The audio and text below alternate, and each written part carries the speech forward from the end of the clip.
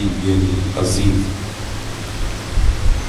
اعوذ باللہ من الشیطان اللعین الرجیم بسم اللہ الرحمن الرحیم الحمد للہ الذی علا فی توحدہ ودنا فی تفردہ وجل فی سلطانہ وعظم فی ارکانہ وقہر جمیع الخلق بقدرتہ وبرہانہ وأحاط بكل شيء علم وهو في مكانه مجيدا لم يزل محمودا لا يزال باري المسبوقات داحي المتحفات جبار الأرضين والسماوات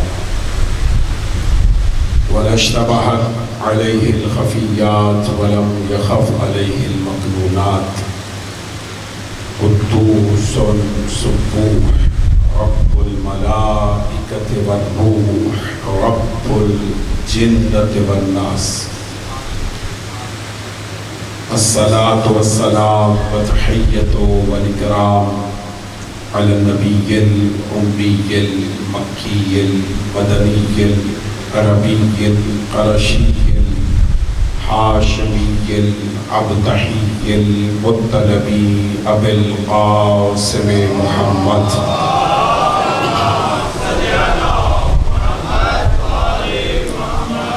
وعلى أهل بيته الطيبين الطاهرين المعصومين المنتجبين المنتخبين المظلومين المطهرين الذين أذهب الله عنهم الرجس وطهرهم تطهيرا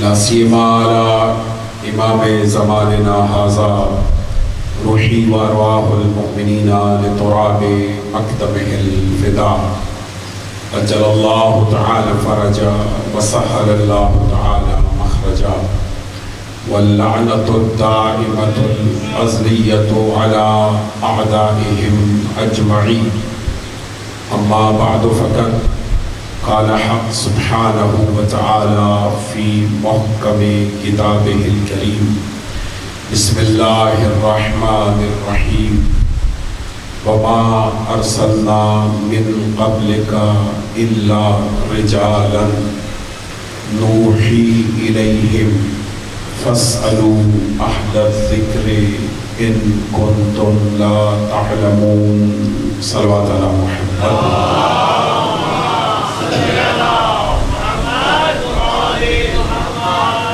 نعرہ تکبیر دل کے اللہ کی عظمت بڑائی اور کبریائی کا اعلان فرمائے نعرہ تکبیر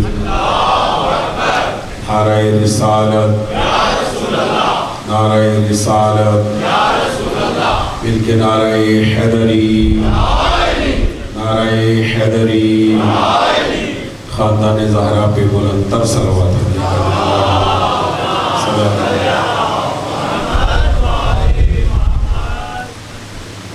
میرے نہایت واجب الاحترام سادات عظام بزرگان دین مومنین کرام، آج کی اس مجلس سے عزا کے لیے جو بسلسلہ شہادت امام صادق علیہ السلام منعقد ہو رہی ہے،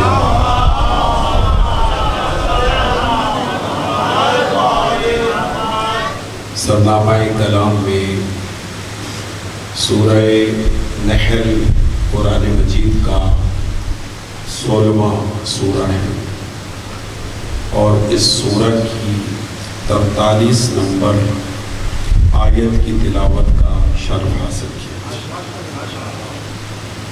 ارشاد پروردگار ہے وَمَا أَرْسَلْنَا مِن قَبْلِكَ إِلَّا رِجَالًا۔ میں توجہات کا طلبگار ہوں، میری طرف متوجہ رہیے۔ خدا ارشاد فرما رہا ہے کہ اے میرا حبیب، ہم نے تجھ سے پہلے جتنے بھی نبی بھیجے، جتنے بھی رسول بھیجے، وہ سب کے سب رجل تھے۔ توجہ، پھر آیت کے ترجمے پہ دقت فرمائی۔ خدا فرما رہا ہے وَمَا أَرْسَلْنَا مِن قَبْلِكَ إِلَّا رِجَالًا، کہ اے میرا حبیب ہم نے تجھ سے پہلے جتنے بھی نبی بھیجے، جتنے بھی رسول بھیجے، وہ سب کے سب رجل تھے، وہ سب کے سب مرد تھے۔ نوحی الیہم، ہم ان کی طرف وحی کیا کرتے تھے۔ اور اگر کسی نے ان رجال کے متعلق یا کسی کے بھی متعلق کچھ پوچھنا ہو، کوئی سوال کرنا ہو، تو خدا کہتا ہے ہر ایک سے سوال نہ کرو، بلکہ فرمایا فَاسْأَلُوا أَهْلَ الذِّكْرِ إِن كُنتُمْ لَا تَعْلَمُونَ، اگر تم نہیں جانتے تو اہل ذکر سے سوال کرو۔ تھوڑا سا جاگیے گا بھائی جان۔ مجھے یہ ساری مجلس اعضاء چھٹے امام کی بارگاہ میں ہدیہ کرنی ہے، اور چھٹے امام تک جانے کے لیے میں نے اسی آیت کا سہارا لیا ہے، اور اس پہ خصوصی توجہ چاہیے۔ نوجوان دوست تشریف فرما ہیں۔ یہ آیت مجیدہ ایک اور مقام پر بھی اللہ نے قرآن مجید میں نازل فرمائی، اور اس سورت کا نام ہے سورہ انبیاء، اور سورہ انبیاء کی 7 نمبر آیت ہے۔ خدا نے انہی الفاظ میں ارشاد فرمایا، البتہ صرف ایک لفظ کا فرق ہے، فرمایا وَمَا أَرْسَلْنَا قَبْلَكَ إِلَّا رِجَالًا نُوحِي إِلَيْهِمْ فَاسْأَلُوا أَهْلَ الذِّكْرِ إِن كُنتُمْ لَا تَعْلَمُونَ، کہ حبیب تم سے پہلے ہم نے جتنے بھی بھیجے نبی، وہ سب کے سب رجل تھے، وہ سب کے سب مرد تھے، اور اگر تمہیں کچھ پوچھنا ہو تو ہر ایک سے نہ پوچھو، بلکہ فَاسْأَلُوا أَهْلَ الذِّكْرِ إِن كُنتُمْ لَا تَعْلَمُونَ، اگر تم لا تعلمون ہو، تم نہیں جانتے، تو تم اہل ذکر سے سوال کرو۔ اسی سے ملتی جلتی آیت خدا نے سورہ مبارکہ یوسف میں بھی نازل کی، اور سورہ یوسف کی 10 نمبر آیت ہے، اس میں بھی خدا نے فرمایا وَمَا أَرْسَلْنَا، بھائی جان توجہ فرما رہے ہیں نہیں؟ سورہ مبارکہ یوسف میں بھی ارشاد فرمایا کہ وَمَا أَرْسَلْنَا مِن قَبْلِكَ إِلَّا رِجَالًا نُوحِي إِلَيْهِمْ مِنْ أَهْلِ الْقُرَىٰ، کہ اے حبیب ہم نے تم سے پہلے جتنے بھی نبی بھیجے وہ سب کے سب رجل تھے، وہ سب کے سب مرد تھے، اور اگر تم نے کوئی پوچھنا ہو، سوال کرنا ہو، تو فَاسْأَلُوا أَهْلَ الذِّكْرِ إِن كُنتُمْ لَا تَعْلَمُونَ، اگر تم نہیں جانتے تو تم اہل ذکر سے سوال کرو، تم اہل ذکر سے پوچھو۔ یہ میں نے 3 آیتیں قرآن مجید کی آپ کی پاکیزہ سماعتوں کی نظر کی، یہ نص قرآنیہ ہے، اور خدا زور دے کر عالم بشریت کو یہ پیغام دے رہا ہے کہ میں نے جتنے بھی نبی بھیجے ہیں، جتنے بھی رسول بھیجے ہیں، وہ سب کے سب رجل تھے، وہ سب کے سب مرد تھے۔ یعنی خدا پیغام دینا یہ چاہتا ہے کہ میں جسے بھی نبی بناتا ہوں وہ رجل ہوتا ہے، وہ مرد ہوتا ہے۔ اگر آپ کو پاکستان کے حالات حاضرہ پر نظر رکھے ہوئے ہیں تو آپ جانتے ہیں کہ فیصل آباد سے ایک خاتون نے نبوت کا دعویٰ کر دیا، تو اس کی نبوت کو جھٹلانے کے لیے یہی آیت کافی ہے۔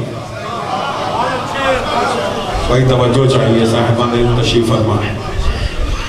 اس کے اس دعوے کی رگ میں قرآن مجید کی یہی آیت کافی، اگرچہ الحمدللہ ہم ختم نبوت کے قائل ہیں، اور ختم نبوت کا درس ہم ان منبروں سے اپنی قوم کو اور اپنی نسلوں کو دیتے چلے آ رہے ہیں کہ خداوند متعال نے پیغمبر اکرم پر نبوتوں کا خاتمہ کر دیا، اور سورہ احزاب میں فرما دیا ما کان محمد ابا احد من رجالکم ولکن رسول اللہ وخاتم النبیین وکان اللہ بکل شیء علیما، کہ میرا محمد تمہارے مردوں میں سے کسی کا باپ نہیں ہے، وہ میرا رسول ہے اور انبیاء کا خاتم ہے، اور اللہ ہر شے کا جاننے والا ہے۔ ختم نبوت پر ہمارا ایمان اور یقین ہے، لیکن اس کے باوجود بھی طول تاریخ میں آپ پڑھ جائیں، آپ کو نبوت کے بڑے بڑے جھوٹے دعوے دار ملیں گے۔ بہت سو نے نبوت کے جھوٹے دعوے کیے۔ اب بے شک سر ہلا کے یہ جملہ سنیے گا، لیکن میں جملہ ذوق عشق آل محمد میں ہدیہ کر رہا ہوں۔ صاحبان مطالعہ تشریف فرما ہے، نبوت کے بہت سارے جھوٹے دعوے دار ملے، لیکن یہ چیلنج اور تحدی ہے کہ جتنے بھی جھوٹے دعوے دار ہیں ان میں کوئی ایک بھی علی ولی اللہ پڑھنے والا نہیں۔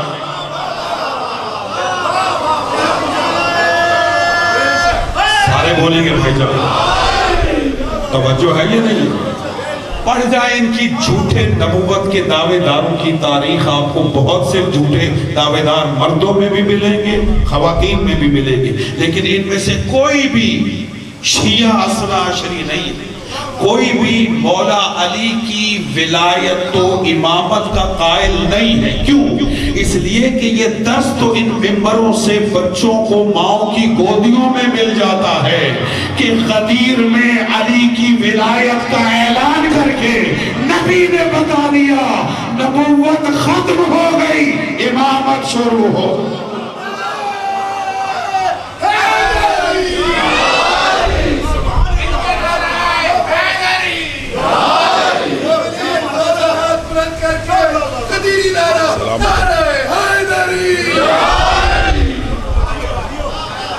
توجہ ہے یا نہیں؟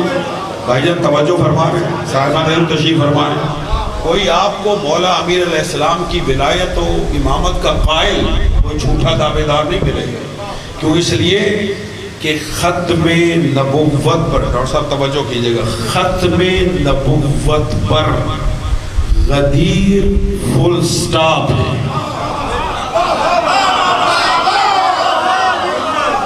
مولا زندگی دینے صاحبان دل بیٹھا، غدیر فل سٹاپ ہے کہ جس نے یہ عقیدہ دے دیا کہ نبوت ختم ہو گئی، امامت شروع ہو۔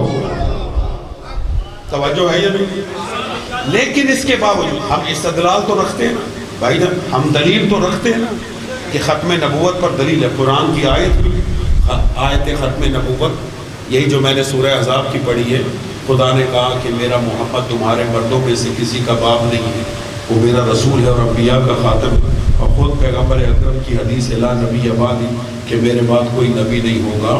توجہ ہے یا نہیں؟ اور قرآن مجید کی نص، میں ایک جملہ ہدیہ کرنا چاہتا ہوں، اس میں خصوصی توجہ چاہیے۔ پڑھ لے کے دوست تشریف فرمائے، صاحبان علم تشریف فرمائے۔ مجھے امام تک جانا ہے، لیکن براستہ نبوت ہی امامت تک چلتی ہے۔ قرآن مجید میں ختم نبوت پر آئے تھے، اور احادیث موجود ہیں جو ختم نبوت پر نص ہے اور دلیل ہے، لیکن اس کے باوجود نبوت کے جھوٹے دعوے دار آپ کو ملتے ہیں، اور کبھی نہ کبھی کوئی جھوٹا دعوے دار سامنے آ جاتا ہے۔ لیکن خدا نے واضح طور پہ کہا، میں نے 3 آیتیں پیش کی ہیں ایک ہی الفاظ کی، سورہ نحل، سورہ انبیاء اور سورہ یوسف، ضرور پڑھیے گا ضرور۔ اس میں خدا کہتا ہے میں نے جتنے بھی بھیجے وہ سب کے سب رجل تھے۔ بھائی جان صرف مرد کو رجل نہیں کہتے، توجہ، ہم سمجھتے ہیں کہ مرد کو، صرف مرد کو رجل کہا جاتا ہے، نہ، قرآن اور حدیث کی روشنی میں صرف مرد کو رجل نہیں کہتے۔ پڑھیے گا المنجد کا مسلوات، اس میں رجل کی تعریف کی گئی ہے، صفات مستحسنات کا حامل جو مرد ہو، اچھی صفات کا، اسے رجل کہا جاتا ہے۔ بھائی جان آپ سارے لا رہے ہیں، میں آسان مثال دوں رجل کی۔ بھائی اگر رجل پہچاننا ہو تو خیبر میں آ جاؤ. نہیں ہے مجمع میرے ساتھ. بھائی رجل کو پہچاننا ہو قبلہ تو خیبر میں آ. کہ رسول نے، اب میں جملہ دوں جو لفظوں کے قدردان ہے، رسول نے خیبر کے مردوں میں کہا کہ کل علم رجل کو دیا جائے.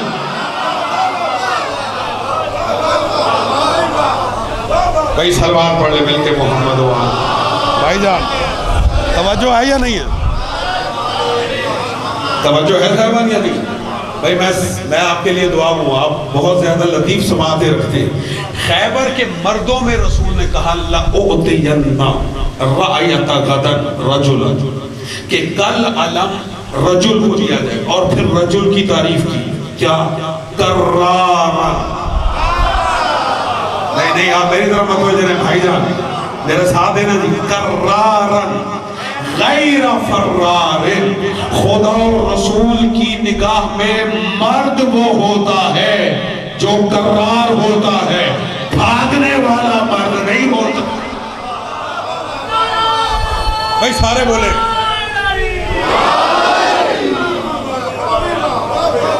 توجہ فرمائی آپ نے. بھائی جان کیا کہا؟ کرارن غیر فرار. کل علم دیا جائے گا مرد کو اور وہ ہوگا کرار، فرار نہیں ہوگا. ایسا ہے یا نہیں؟ رجل کسے کہتے ہیں؟ جو کرار یعنی بڑھ بڑھ کر حملے کرنے والا. کرار کسے کہتے ہیں بھائی جان؟ جو بڑھ بڑھ کر حملے کرنے والا اسے کرار کہتے ہیں. غیر فرار یعنی فرار ہونے والا نہیں، یعنی جو فرار ہو جائے. بھائی جان میں مرد نہیں کہوں گا اور رجل نہیں. میں ایک اور بات کہہ دوں اسی پہ ڈاکٹر صاحب سلامتی ہو. دیکھیں خیبر فتح ہوا اور جتنی بھی جنگیں غزوات رسول اللہ نے لڑی سب سے زیادہ مال غنیمت خیبر میں بنی. ایسا ہے بھائی جاگے بھائی تاریخ سب سے زیادہ مال غنیمت کا خیبر میں بنا. اور اس غنیمت کے مال کو خود رسول نے اپنے ہاتھوں سے تقسیم کیا. تاریخ شاہد ہے جتنے بھی خیبری تھے رسول نے سب کو ایک ایک حصہ دیا، اکیلے علی کو 2 حصے دیے. اور قرآن کی آیت ہے لِلرَّجُلِ مِثْلُ حَظِّ الْأُنْثَيَيْنِ. رجل کا حصہ دگنا ہوتا.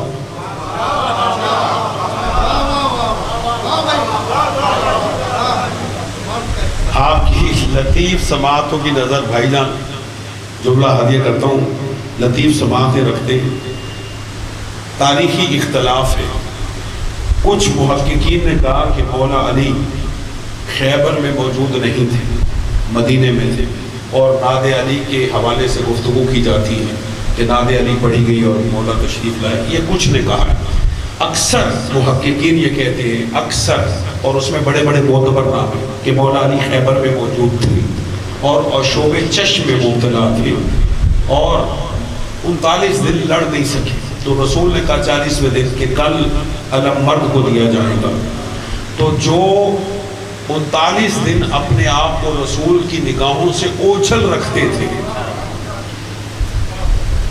اس اعلان کے بعد سب رسول کے سامنے آئے کہ رسول کل علم ہمیں دے.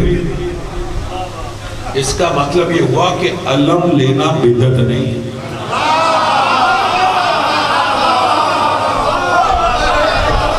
آپ تھکے ہوئے سمجھ بھائی یہ سیرت صحابہ ہے، یہ سنت صحابہ. میں یہاں پہ ایک جملہ اور کہا کرتا ہوں کہ جو ہم الحمدللہ آپ کو پتہ ہے مجالس ہوتی ہیں تو شب بیداریاں ہوتی ہیں، شب قدر میں بھی ہوتی ہیں، ویسے بھی بہت ساری مجالس ہوتی ہیں جو ساری رات چلتی ہیں، شب بیداری ہوتی ہیں.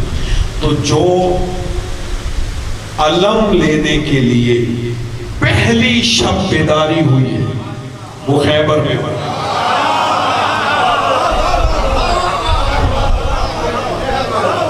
بھائی توجہ ہے یا نہیں ہے؟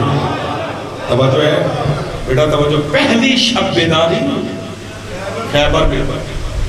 وہ ساری رات نہیں سو سکے کہ کل علم ہمیں مل جائے، بلکہ جملہ اور بہتر کروں، صحابہ ساری رات علم کے علم میں کروٹیں بدلتے رہے۔ بھائی جو علم اور علم پہ بولے میں انہیں سلام پیش کرتا ہوں۔ ایسا یہ نہیں کہ کل علم ہمیں مل جائے، لیکن جب 40واں دن ہوا تو علی کو بلا کے علم دے دیا۔ بفرض محال رسول کے اعلان کے مطابق کہ رسول نے کہا تھا کہ کل علم رجل کو دیا جائے، بفرض محال اگر مان لیا جائے کہ مولا علی کا خیبر کے میدان سے دور دور کا بھی تعلق نہیں تھا، وہ نہیں تھے، تو پھر بھی جو علم کے امیدوار تھے انہیں نہ ملتا۔ کیوں؟ اس لیے کہ رجل کی شرط لگی ہوئی۔ ٹھیک ہے، بات ہو رہی ہے نبیوں پہ کہ نبیوں کو اللہ نے رجل بنا کے بھیجا، اور ان تمام انبیاء کی صفات کے مظہر کو علی کہا جاتا ہے۔ کاش آپ سمجھے میں نے یہ کیا جملہ کہا ہے۔ ٹھیک ہے، رجل اسے کہتے ہیں جو قرار ہو، غیر فرار۔ بھائی جان، یہ جو میں نے ساری یہ 10 منٹ کی تقریر کی ہے، قبلہ یہ اس جملے کے لیے کی ہے جو میں اب ہدیہ کرنا چاہتا ہوں، اور اس پہ توجہ چاہیے۔ میری ساری تقریر بھول جائیں لیکن اس جملے کو نہ بھولیے گا۔ دیکھیں، جو ہادی برحق ہوتا ہے اس کی زبان پر اگر یا مگر نہیں ہوتا۔ اللہ کرے آپ اس بات کو سمجھیں، ٹھیک ہے۔ اور رسول اللہ تو ایسے ہادی برحق ہے، کسی نبی کی زبان پر اللہ نے وحی کا تالا نہیں لگایا سوائے مصطفیٰ۔ نبی مصطفیٰ کی زبان پر قبلہ اللہ نے وحی کا تالا یہ کہہ کر لگایا سورہ نجم، ما ینطق عن الہوی ان هو الا وحی یوحی، کہ رسول وحی کے بغیر نطق نہیں کرتا، بولتا نہیں۔ یہ وحی کہتا ہے جو وحی ہوتی۔ سارے ہلا دے جن تک میری بات پہنچ رہی ہے، ایسے ہی ہے۔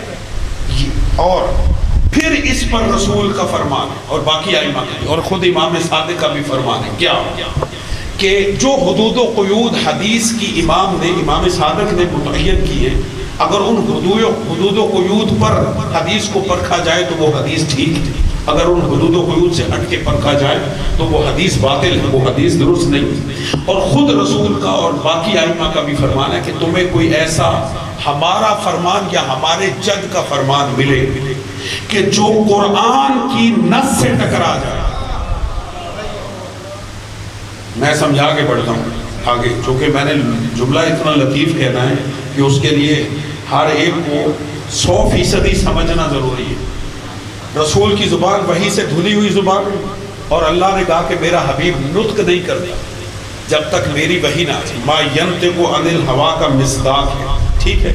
رسول وحی کے بغیر نہیں بولتے، ٹھیک ہے۔ اب رسول کا ارشاد گرامی کہ تمہیں میرا کوئی بھی فرمان، باقی ائمہ کا بھی، تمہیں ملے تم اس کو قرآن پر پلٹا دو، قرآن پر۔ اگر قرآن اس کی تصدیق کرے تو وہ ہمارا فرمان، اور اگر قرآن اس کی تصدیق و تائید نہ کرے، واقعاً یہ لفظ اس میں کوئی مبالغہ نہیں ہے، معصوم نے فرمایا فَاضْرِبُوهُ عَلَى الْجِدَارِ، اسے دیوار پہ دے مارو، وہ ہمارا فرمان ہی نہیں۔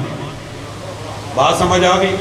یہ کلیہ ہے حدیث کو ناپنے کا، یہ کلیہ ہے فرمان معصوم کو تولنے کا، کہ کوئی بھی ایسا فرمان یا ایسی حدیث جو قرآن سے ٹکرا جائے، نہ وہ حدیث ہے نہ وہ فرمان۔ یہ کلیہ سمجھے یا نہیں سمجھے؟ تھوڑا سا ہلائیے گا، سمجھ گئے؟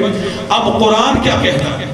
قرآن کہتا ہے کہ میں نے جتنے بھی، خدا نے کہا جتنے بھی نبی بھیجے وہ سب کے سب رجل تھے، اللہ کرے آپ تک بات پہنچے، وہ سب کے سب مرد تھے بھائی جان، اور مرد کہتے ہیں غیر فرار، قرآن اور حدیث کی روشنی میں، ٹھیک ہے؟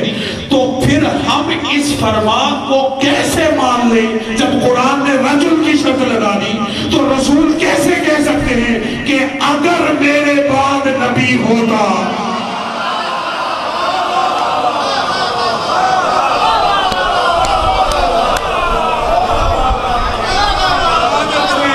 اللہ اکبر، توجہ ہے یا نہیں؟ توجہ ہے صاحبان یا نہیں؟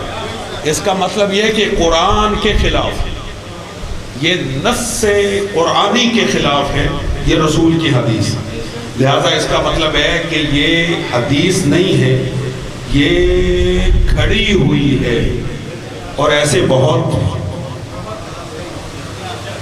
ایسا ہے یا نہیں؟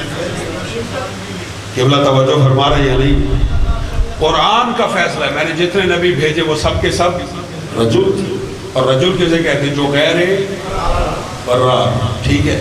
کیسی شرط لگائی اپنی خدا، توجہ ہے؟ اور ان انبیاء کے متعلق اور کسی کے بھی متعلق کسی نے کچھ پوچھنا تو خدا کہتا ہے فَاسْأَلْ اہل الذکر ان کنتم لا تعلمون، اگر تم نہیں جانتے تو اہل ذکر سے پوچھو۔ اور ہمارے جتنے بھی ائمہ ہیں وہ سب کے سب مصداق اہل ذکر، یہ اہل ذکر سے پوچھنے کا ہمیں کس نے حکم دیا؟ سارے بولے اللہ نے۔ اس کا مطلب ہے یہ اہل ذکر اللہ نہیں ہے، اللہ کا غیر ہے۔ جو بھی ہو اہل ذکر، ان تک جانے کا ہمیں کس نے حکم دیا؟ اللہ نے۔ تو اس کا مطلب ہے کہ کوئی تو دروازہ ہے کہ جن تک جانے کا اللہ نے ہمیں حکم دیا، تو دنیا تلاش کر لے کہ اہل ذکر کون ہے، اور خدا کہتا ہے ان سے سوال کرو، اور جو سوال کے بعد جواب فوراً دے دے وہ مصداق اہل ذکر ہے۔ جو کسی سے پوچھ کے بتائے، بھائی صلوات پڑھ لے مل کے محمد و آل محمد، بھائی جان پھر بھی بہتر صلوات، بلندتر صلوات۔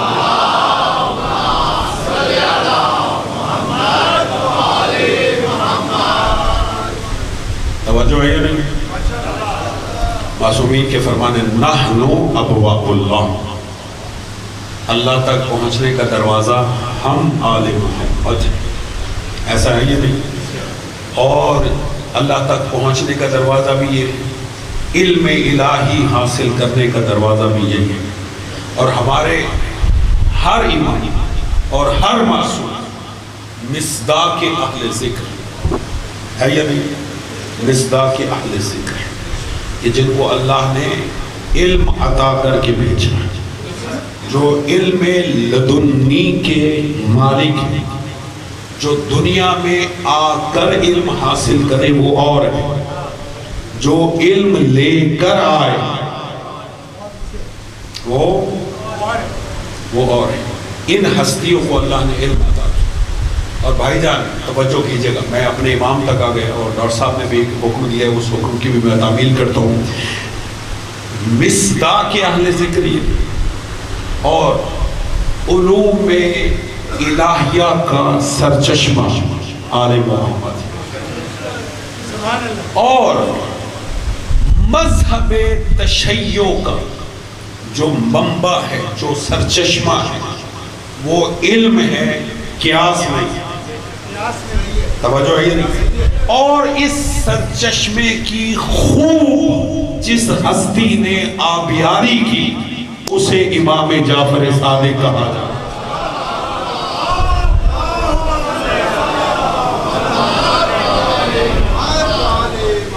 بھئی آپ کو جلدی تو نہیں ہے؟ میں یہاں رک کے امام کی بارگاہ میں کچھ باتیں ہدیہ کرنا چاہتا ہوں، آپ ضرور سنیں گے، اور اس پہ میں توجہ چاہتا ہوں۔ بھائی جان ہمارے لیے کیا یہ اعزاز کم ہے؟ ہمارے لیے کیا یہ شرف کم ہے؟ دیکھیں آج اگر امام کا ذکر نہیں ہوگا تو کب ہوگا؟ ہمارے لیے یہ شرف بھائی جان، یہ اعزاز کم ہے کہ ہم محمدی بھی ہیں، فاطمی بھی ہیں، علوی بھی ہیں، حسنی بھی ہیں، حسینی بھی ہیں، لیکن دنیا میں ہمارا تعارف کل بھی جعفری تھا۔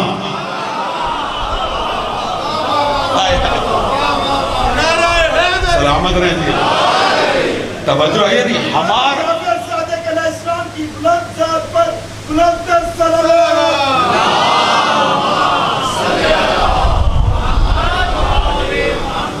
ہمارا تعارف جعفری ہے، اگرچہ ہم محمدی بھی ہیں، علوی بھی ہیں، فاطمی بھی، حسنی بھی ہیں، حسینی بھی ہیں، سجادی بھی ہیں، ایسے باقری بھی ہیں، لیکن ہمارا تعارف کیا ہے؟ جعفری۔ کیوں؟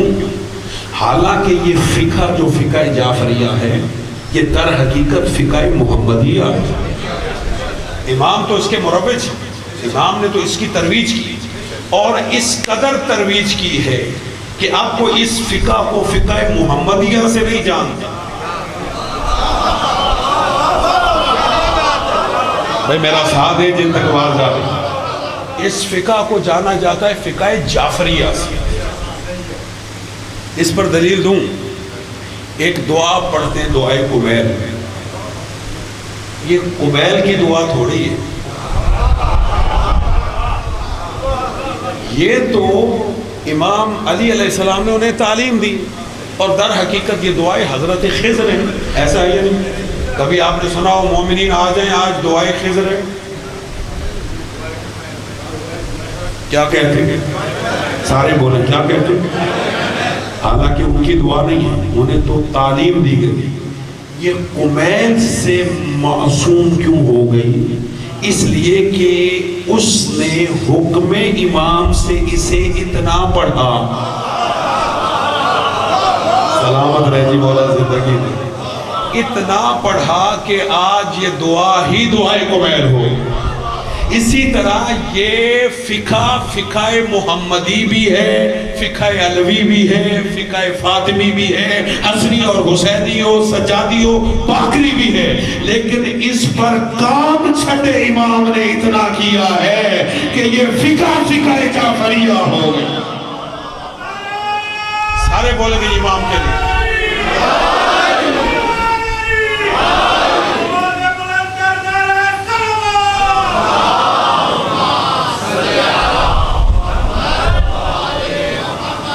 توجہ آئی ہے نہیں؟ ہمارا تعارف ہے فقہ جعفریہ، ایسا ہے یا نہیں؟ کسی فارسی شاعر کا شعر ہے، جعفری باش گر خدا خواہی ورنہ ہر طریق کے گمراہ۔ بھئی اگر خدا تک پہنچنا ہے تو جعفری بنو، ورنہ ہر رستہ گمراہی کا رستہ ہے۔ صلوات پڑھے محمد و آل محمد۔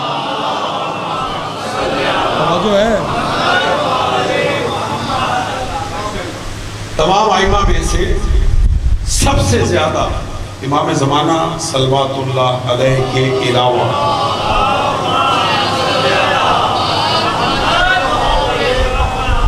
خدا امام کے ظہور میں تعجیل فرمائے اور ہمیں ان کے حقیقی منتظرین میں سے شمار فرمائے۔ امام زمانہ الحمدللہ بحکم خدا آج بھی زندہ و جاوید ہماری نگاہوں سے اوجھل لیکن موجود ہے، ایسا ہے یا نہیں؟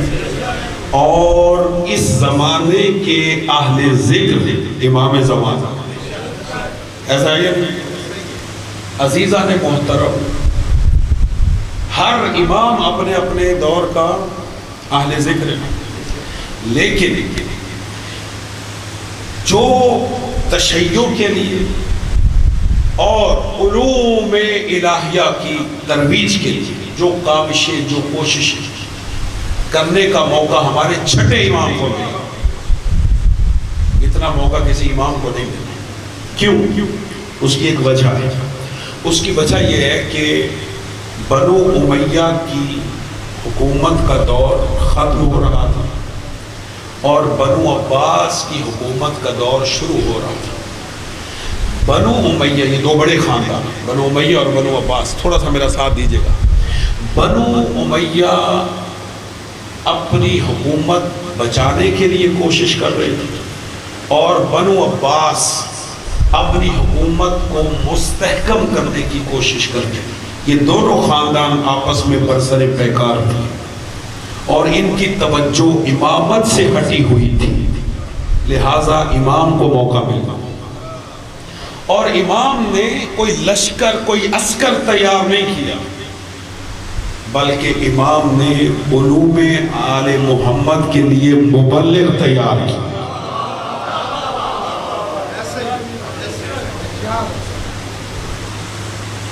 دو صاحبان تشریف فرمائیں، توجہ سے، دو بڑی یونیورسٹیز، دو بڑے حوزے امام نے قائم کیے، چھٹے امام، ایک مدینہ منورہ اور ایک کوفہ، اور دونوں مسجد میں تھے، ایک مسجد نبوی میں اور ایک مسجد کوفہ، اور ایک ہی وقت میں، توجہ چاہیے میرے بچوں اور نوجوان دوستوں کی، ایک ہی وقت میں امام کے 4000 شاگرد تھے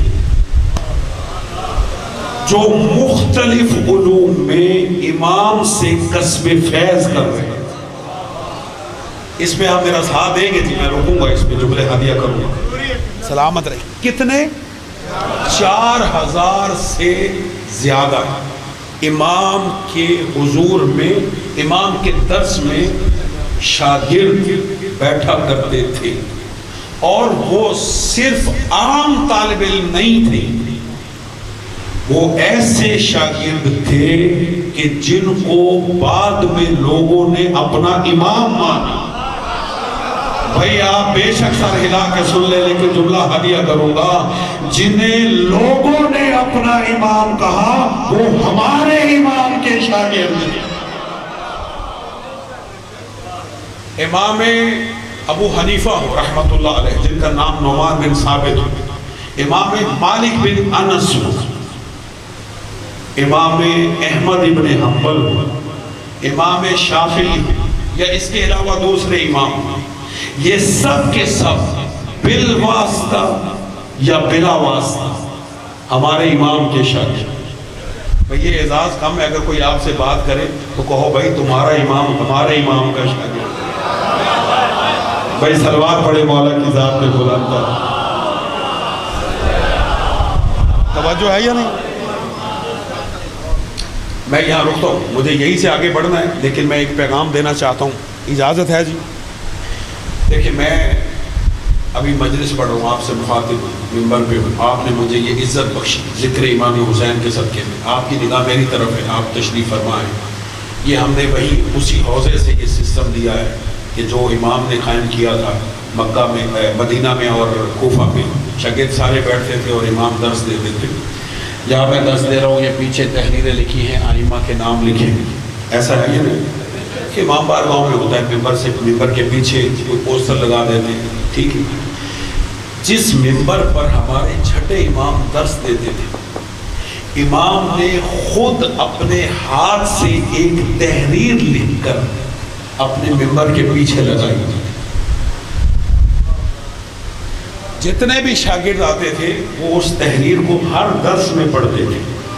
وہ کیسی تحریر ہوگی جسے وقت کا امام لکھ کے اویزاں کر رہا۔ اب وہ تحریر سنیں گے وہ کیا تھی، ذرا ساتھ دیں گے جی۔ وہ تحریر جس کو امام نے لکھوائی، شاید یہ ہم نے اسی سے یہ لیا ہے کہ امام بارگاہوں میں لکھ کے لگا دیتے، حدیث لگا دیتے، قرآن کی آیت لکھ کے لگا دیتے، مقدس نام لکھ کے لگا دیتے، لیکن امام نے کیا لکھ کے لگایا تھا؟ توجہ چاہیے، تاریخی حقیقت۔ مدینہ ہو یا کوفہ، جب امام درس دیتے تھے تو پیچھے ایک تحریر لکھی ہوتی تھی جسے ہر طالب علم، ہر شاگرد پڑھتا تھا۔ سنیں گے بھائی جان، ذرا میری طرف متوجہ رہیے گا۔ وہ تحریر کیا تھی؟ امام نے لکھ کے لگایا تھا، لیس الیتیم قد مات والدہ ولکن الیتیم لیس لہ العلم والادب۔ یہ میں نے امام کی زبان سے نکلے ہوئے جملے آپ کی خدمت میں ہدیہ کیے تاکہ آپ اس چاشنی کو اپنے کانوں میں محسوس کریں جو امام کی زبان سے نکلے لفظ ہیں۔ اب میں ترجمہ کرتا ہوں۔ اس کا ترجمہ یہ ہے کہ امام نے لکھ کے لگایا تھا کہ یتیم وہ نہیں ہے کہ جس کا باپ مر جائے بولے جن کو اللہ نے زبان عطا کی بھائی جان، لیس الیتیم قد مات والدہ، یتیم وہ نہیں ہے کہ جس کا باپ دنیا سے چلا جائے، بلکہ امام نے فرمایا وَلَكِنَّ الْيَتِيمَ لَيْسَ لَهُ الْعِلْمُ وَالْأَدَبِ، یتیم تو وہ ہے جس کے پاس علم نہیں، یتیم تو وہ ہے جس کے پاس ادب نہیں۔ اس کا مطلب یہ ہوا کہ جو علم حاصل کر لے وہ معصوم کی نگاہ میں یتیم نہیں ہے۔ نہیں بھائی جان، آپ نے سر ہلا دیا، میں یہ جملہ کہنے پہ مجبور ہوں، خدا کی قسم دنیا میں جتنے بھی مذہب بنے وہ سب کے سب یتیم ہیں سوائے مذہب تشیع کے۔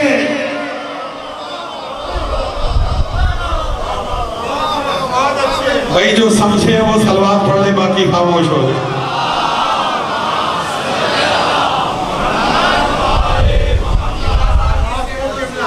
بھائی جان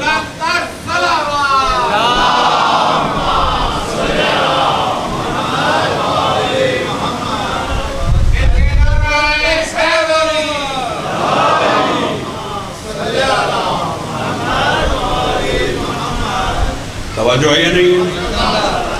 دنیا کے دیگر مذاہب یتیم ہیں، کیوں؟ اس لیے کہ جنہوں نے ان کی بنیاد رکھی یا جہل پر رکھی یا قیاس پر رکھی، یہ صرف ہمارا مذہب ہے کہ جس کے رہنما علم لدنی کے عالم ہیں، جو یہاں آ کر علم نہیں حاصل کرتے بلکہ علم لے کر آتے، علم لے کر آتے۔ ہمارا مذہب یتیم مذہب نہیں بھئی، جس کے پاس جعفر صادق جیسا عالم ہو، توجہ ہے یعنی ہر علم کی انتہا امام صادق تک۔ میرے سامنے صاحبان علم تشریف فرمائے، امام علیہ السلام نے اپنی یونیورسٹی میں بھائی جان جو قدیمی علوم تھے، اللہ کرے آپ تک یہ جملے پہنچے، قبلہ جو قدیمی علوم تھے ان کا احیاء کیا، انہیں دوبارہ زندہ کیا اور جدید علوم کا اجرا کیا۔ بھائی جان، علم طب ہو، علم کیمیا ہو، علم طبیعیات ہو، علم فلکیات ہو، علم ہندسہ ہو، علم حساب ہو، علم الجبرا ہو، کسی بھی عصری علم کو اٹھا لے، اس کی انتہا یا امام کے کسی شاگرد پر ہوگی یا امام پر ہوگی۔ بھئی میں دور کیوں جاؤں، عام مثال دیتا ہوں جو آپ کے ذہنوں میں، وہ شخصیت قبلہ توجہ چاہیے کہ جسے بابائے علم کیمیا کہا جاتا، سادے جو پڑھے لکھے دوست ہیں، جسے فادر آف کیمسٹری کہا جاتا، کون ہے؟ حضرت جابر بن حیان۔ کس کا شاگرد ہے؟ بولے ہیں ہمارے چھٹے امام کا۔ 30 سے زیادہ کتابیں لکھی ہیں علم کیمیا پر حضرت جابر بن حیان نے۔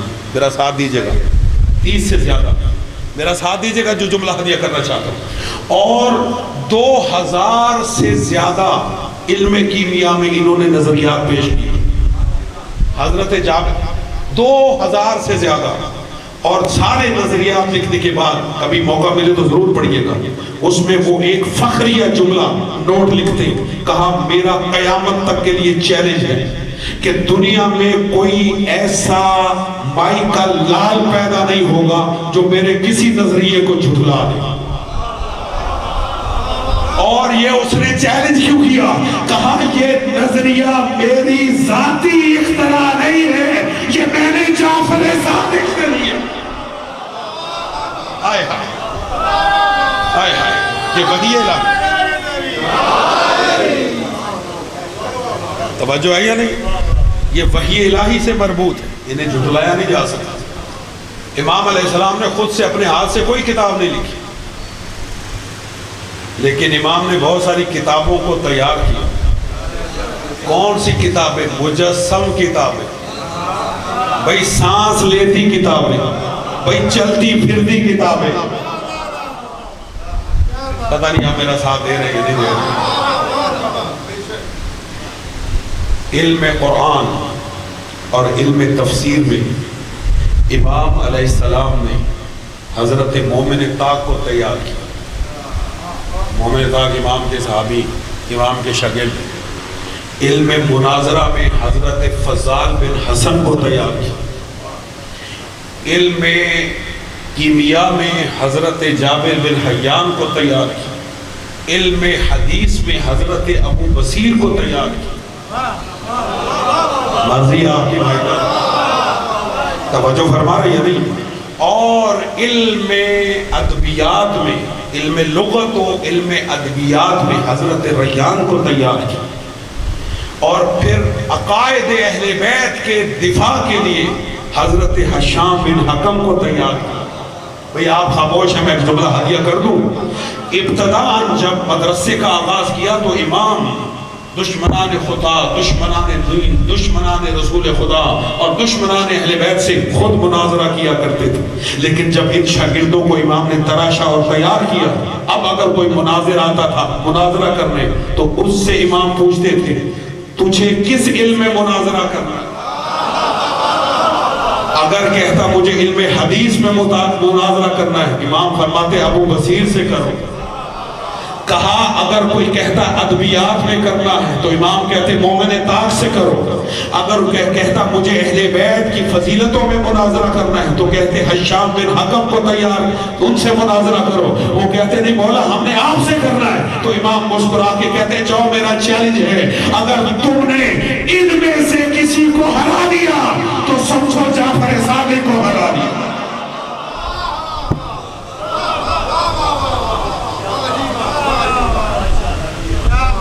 توجہ ہے یہ امام نے شاگرد تیار کیا. اور پھر امام علیہ السلام نے جب شاگرد تیار کر لیے تو پھر انہیں کہا پھیل جاؤ، گھروں میں نہ بیٹھنا، جا کے علوم آل محمد کا احیاء کرنا.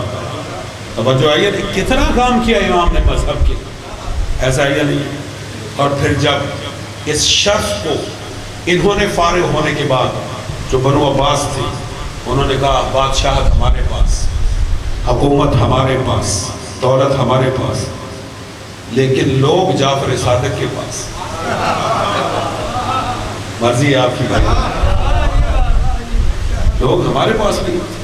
میں ایک جملہ کہوں، اکثر کہا کرتا ہوں جوہر صاحب ممبروں سے، بھائی تلوار سے گردنوں پر حکومت کرنا اور ہے، کردار سے دلوں پہ حکومت کرنا اور. آل محمد کی دلوں پر حکمران، ایسا نہیں، یہ دلوں کے حکمران ہیں. پھر حسد ہوا اور کہا کہ کیسے لوگوں کو ان کے پاس جانے سے روکا جائے. انہوں نے ایک پروگرام تیار کیا. ڈاکٹر صاحب تھوڑا وقت زیادہ ہو جائے تو معذرت، کہ آج کا دن ہے اور میں چاہتا ہوں کہ مفصل امام کا بیان ہو. بھائی جان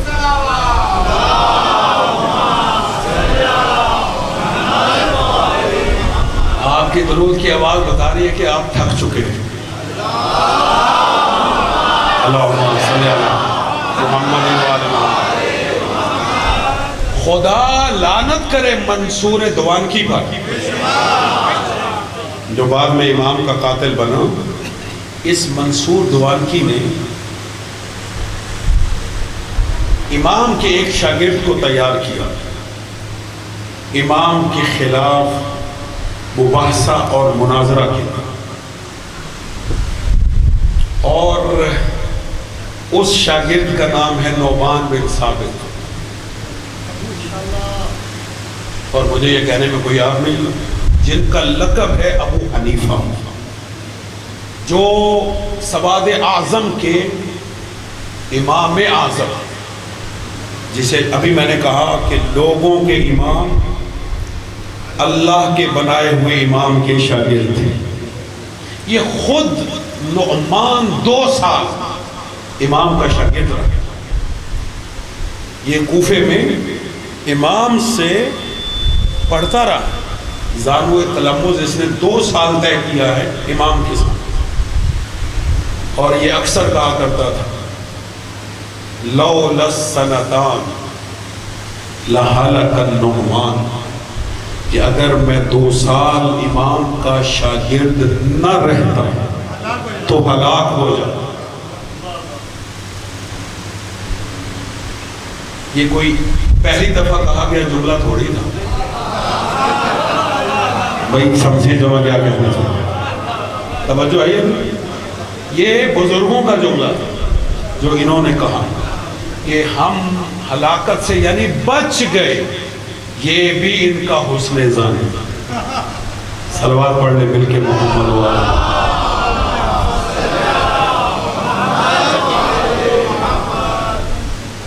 منصور دوانکی نے ان کو بلایا اور کہا کہ ہم تمہیں امام اعظم کا خطاب دیں، تمہیں قاضی القضا بنائیں اور تمہیں منصب دیں، لیکن ہماری ایک شرط تھی. کہا کیا؟ کہا کہ ہم جعفر صادق کی طرف لوگوں کا جو رجحان ہے اس کو ختم کرنا چاہتے، اور اس کا ایک ہی طریقہ ہے کہ برسر مجلس ہم تیرا اور امام صادق مناظرہ اور مباحثہ کروائیں اور تجھے ہر حال میں جیتنا ہے، فتح پانا، اور جب تو فتح پا لے گا تو تجھے یہ سارے منصب دے گا. اس نے کہا میں ان کا شاگرد ہوں. کہا نہیں، علم کسی کی میراث نہیں ہے. تیرے پاس علم ہے، تیرے پاس گیٹس، تیرے پاس قابلیت ہے. کہا کہ اچھا کیا دے گا؟ امام اعظم، قاضی القضا، چیف جسٹس بناؤں گا. تجھے صرف امام کو برسر مجلس شرمندہ کرنا. کہا مجھے قائم چاہیے. کہا کتنا وقت چاہیے؟ کہا 6 مہینے. کہا وقت دیا. 6 مہینے اس نے محنت کی، عرق ریزی کی، اور 6 مہینے میں بھائی جان سو تو نہیں گئے. 6 مہینے میں انہوں نے 40 سوالات تیار کیے. 40 مسئلے برسر مجلس امام سے پوچھنے کی. 40. اور جب یہ تیاری کر چکا تو خود منصور سے کہا میں تیار ہوں. اب مجلس کا اہتمام کو امام کو بلوایا گیا. واقعہ طویل ہے. مجلس لگی. 1000 سے زیادہ اعیان سلطنت کی اس مجلس میں شرکت تھی. خود منصور دوانکی بھی تھا اور یہ بھی تھا، اور باقی بھی اعیان سلطنت، وزراء، بشیر، اور امام کو بلایا. وہ استقبال اور کیسے امام تشریف لائے، یہ ایک بہت طویل مرحلہ ہے، وہ ختم کرتا ہوں. دونوں آمنے سامنے بیٹھے اور مباحثہ اور مناظرہ شروع ہوا. کیفیت آ گئی آپ کے ذہنوں میں؟ منصور دوانکی کہتا ہے امام صادق سے کہ کیا اس کی طرف، نعمان بن ثابت حضرت ابو حنیفہ رحمۃ اللہ علیہ کی طرف اشارہ کر کے کہتے ہیں آپ انہیں جانتے ہیں؟ اب دیکھیں تہذیب آل محمد. امام نے نہیں کہا کہ یہ میرا شاگرد ہے. امام فرماتے ہم اس کی اصل کو پہچانتے ہیں. آپ تھکے ہوئے میں کیا کر سکتا ہوں بھائی، تو لفظوں کے قدردان. توجہ ہے صاحبان یا نہیں؟ سلامت رہے، میرا ساتھ دیجیے گا. کہا کہ ہم اس کی اصل کو پہچانتے ہیں. کہا کہ یہ ماشاءاللہ بہت بڑے عالم ہیں، ہم چاہتے ہیں کہ آپ ان کے کچھ مسائل ہیں ان کا جواب دو. امام نے کہا کہو تمہارے کیا سوالات ہیں، تمہارے کیا مسئلے ہیں. بھائی جب 40 سوالات ہیں، اب وقت نہیں. پھر کبھی حاضر ہوا تو سارے سوالات اور ان کے جوابات ہدیہ کروں گا. چند ایک ہدیہ کرتا ہوں تبرکاً. توجہ ہے یہ؟ امام سے کہتے ہیں یمنا رسول اللہ، میرا پہلا سوال یہ ہے کہ مردار اور ذبیحے میں کیا فرق ہوتا ہے؟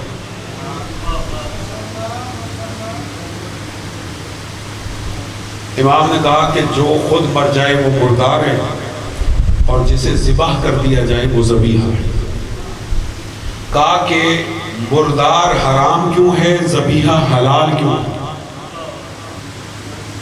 ذبیحہ حلال ہے اور مردار حرام. امام نے فرمایا اس لیے کہ جو ذبح ہو جاتا ہے اس کے بدن سے اس کا خون نکل جاتا ہے، اور جو مردار ہوتا ہے اس کے بدن میں اس کا خون رہتا ہے. چونکہ خون حرام ہے اس لیے مردار حرام. بھائی توجہ فرما رہے ہیں نہیں؟ کیونکہ یہ امام فوراً جواب دے رہے، چونکہ خون حرام ہے اس لیے مردار حرام ہے. کہنے لگا اللہ نے خون ہی کو کیوں حرام کیا؟ اللہ خون کو ہی حلال کر دیتا. کہا کہ اللہ خون کو حلال نہیں کر سکتا تھا. کہنے لگا کیوں؟ کہا اس میں ایک نہیں دو نہیں 3 مفسدے، 3 خرابیاں، نہ 3 سے ایک کم.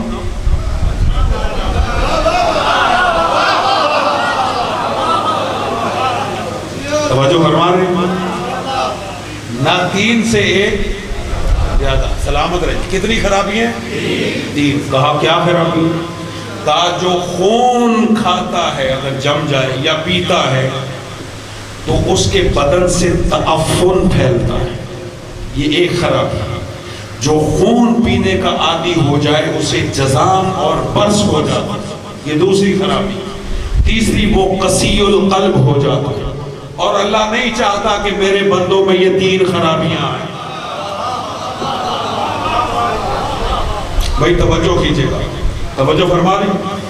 اب سمجھے گا. یہ تو امام فوراً جواب دے رہے اور آپ داد دے رہے ہیں، لیکن دیکھیں یہ علم الہی سے مربوط علم ہے امام کا. اب سر اٹھائیے گا.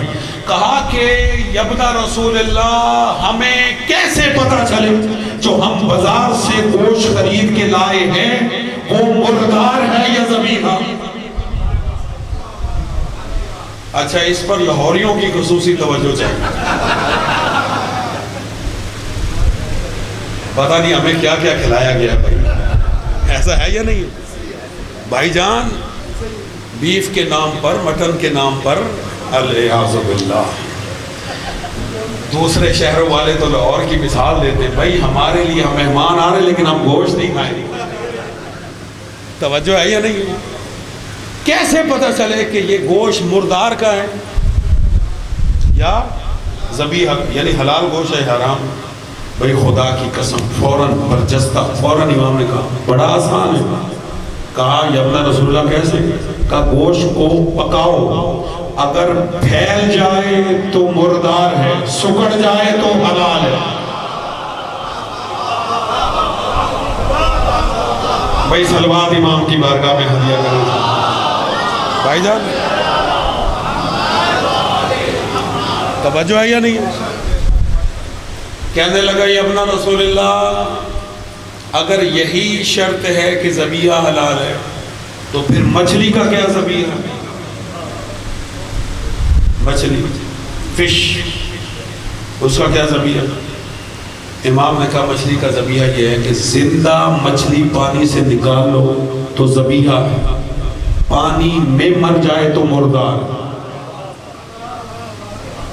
کہا کہ اس کا تو خون نہیں نکلتا. کہا تو ٹھوکر کھا رہا ہے.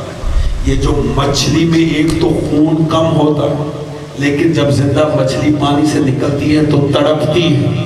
اس کے تڑپنے سے اس کے سارے جسم کا خون اس کے دماغ میں جمع ہو جاتا ہے.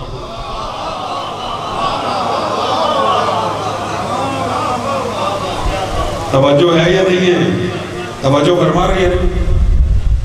تو لہٰذا پانی کے اندر مچھلی مر جائے تو مردار، اور پانی سے باہر نکال کے اگر وہ مرے تو ذبیحہ حلال. بھائی جان اس نے 40 سوال کی. 2 سوال بڑے اہم ہیں، وہ میں نے دانستہ روکے ابھی ہدیہ نہیں کر رہا. 40 میں سے جب وہ 40 سوال کر چکا، سر اٹھائیے گا، تو امام نے کہا کہ میں نے تجھے 40 سوالوں کے جواب دیے اس بھرے مجمع میں، مجھے اجازت ہے میں تجھ سے 40 نہیں بس 1 سوال کروں. بھئی اگر آپ خاموش رہے گا تو مجھے دکھ ہوگا. 40 نہیں صرف 1 سوال کروں. کہا مولا پوچھئے. سر اٹھائیے گا. امام فرماتے تو یہ بتا حالت احرام میں اگر محرم ہرن کے اوپر والے 2 دانت توڑ دے تو اس کا کیا کفارہ ہے؟ بولو بھائی میرا ساتھ دو جو جعفری بیٹھے ہو توجہ. امام فرماتے حالت احرام میں بہت ساری چیزیں جب احرام پہنا جاتا ہے تو حرام ہو جاتی ہیں. 25 سے 26 چیزیں محرم پر حرام ہو جاتی ہیں، اس میں ایک شکار بھی ہے. اور امام نے اسی کو کہا کہ بتاؤ حالت احرام میں اگر کوئی حاجی یا معتمر ہرن کے اوپر والے 2 دانت توڑ دے تو اس کا کیا کفارہ ہے؟ کافی دیر سوچ کے بعد کہتا ہے مولا مجھے نہیں پتا. کہا تو لوگوں کا امام ہے, تجھے یہ بھی نہیں پتا کہ ہرن کے اوپر والے 2 دانت ہوتے ہی نہیں.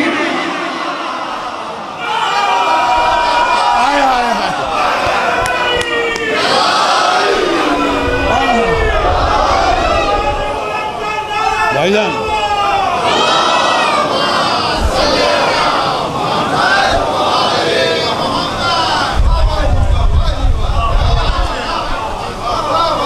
توجہ ہے یہ نہیں؟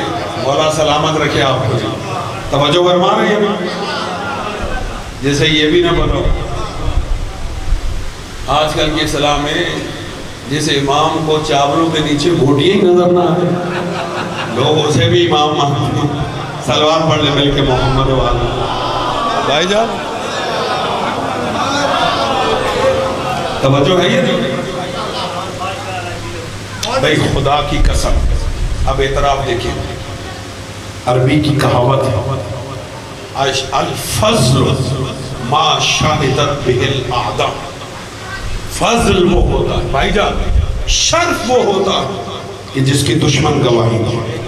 بھائی جان سار اٹھائیے بچے. یہ عربی کہاوت ہے الفضل ما شاہدت بہ الاعداء. شرف وہ ہوتا ہے جس کی دشمن گواہی دے. 40 سوالوں کے برسر مجلس جب امام نے جواب دیے, یہی حضرت نعمان بن ثابت, حضرت ابو حنیفہ رحمت اللہ علیہ, جب انہیں 40 سوالوں کے جواب ملے, میں ایک بار فراموش کر گیا, اگر اجازت دے تو وہ کوئی فراموش جو بات یاد آئی ہے تو یہ ہدیہ کرو. جب وہ امام سے کوئی سوال پوچھتا تھا مسئلہ, امام صرف اسے مسئلے کا جواب نہیں دیتے تھے بلکہ کہتے تھے اس بارے میں اہل عراق یہ کہتے ہیں, اہل شام یہ کہتے ہیں, اہل مدینہ یہ کہتے ہیں, ہم اہل بیت یہ کہتے ہیں. یعنی اختلاف آراء کو بھی امام بیان کرتے. اور جب 40 مسئلوں کے جواب دے چکے, اب یہ حضرت نعمان یہ بھول گیا کہ مجھے منصور دوانکی نے مقرر کیا ہے, یہ بھول گیا کہ مجھے قضاوت کا عہدہ ملے گا, یہ بھول گیا کہ مجھے امام اعظم کا خطاب ملے گا, یہ بھول گیا کہ 1000 ایان سلطنت سامنے ہے. خدا کی قسم جب تشفی سے جواب ملے, برسر مجلس کھڑا ہوا اور امام کی پیشانی کا بوسہ دے کے کہتا ہے, میں گواہی دیتا ہوں زمین نے بوجھ نہیں اٹھایا, آسمان نے سایہ نہیں کیا جو جعفر صادق سے بڑا عالم دنیا.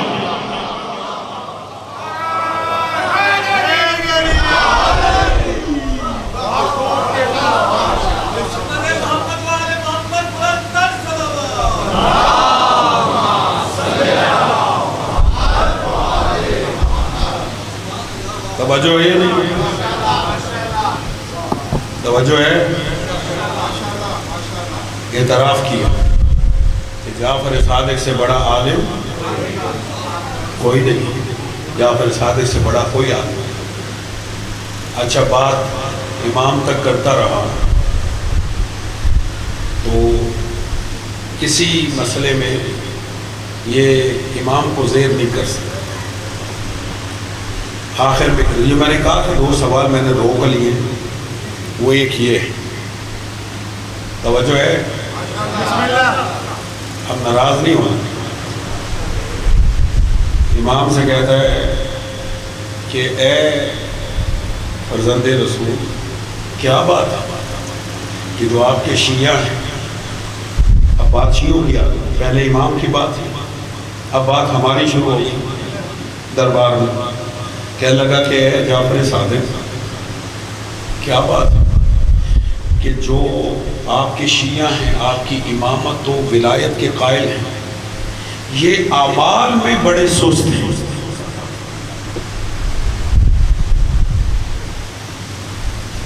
بھئی اس پہ خاموشی تو ہونی چاہیے. فرش ادا پہ بیٹھے, اگر میں اعتراف لے لوں تو سب کا جواب یس ہوگا یا نو؟ یس. ہم اعمال میں سست ہیں.